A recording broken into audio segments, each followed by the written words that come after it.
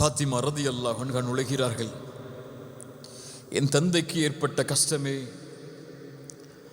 என் தந்தைக்கு ஏற்பட்ட சிரமமே, எங்கு சென்றாலும் மதீனா திரும்பி வந்தால் அல்லாஹ்வுடைய தூதருடைய கண்கள் தேடும் அவர்களுடைய மகள் ஃபாத்திமா ரலியல்லாஹு அன்ஹாவுடைய முகத்தை.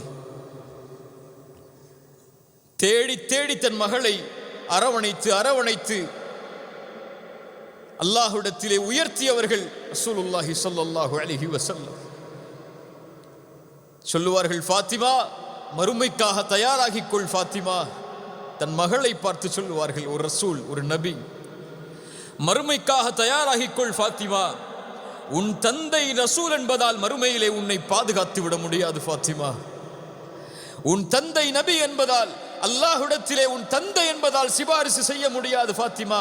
லா உக்னி அன்கி மினல்லாஹி ஷைஆ, அல்லாஹ்விடத்திலிருந்து உன்னை என்னால் பாதுகாக்க முடியாது ஃபாத்திமா. நீ தயாராகிக்கொள் மறுமைக்காக. சொர்க்கத்துடைய உயர்ந்த பெண்மணி நீங்கள் ஃபாத்திமா. அந்த ஃபாத்திமா அழுகிறார்கள், யா ரசூலல்லாஹ், என் தந்தையே, என் தந்தைக்கு ஏற்பட்ட சோகமே, என் தந்தைக்கு ஏற்பட்ட கஷ்டமே. சொன்னார்கள், ஃபாத்திமா லைஸ அலா அபீகி கர்புன் பஅதல் யௌம். கவலை வேண்டாம் ஃபாத்திமா, உன் தந்தைக்கு இந்த நாளைக்கு பிறகு சிரமம் கிடையாது.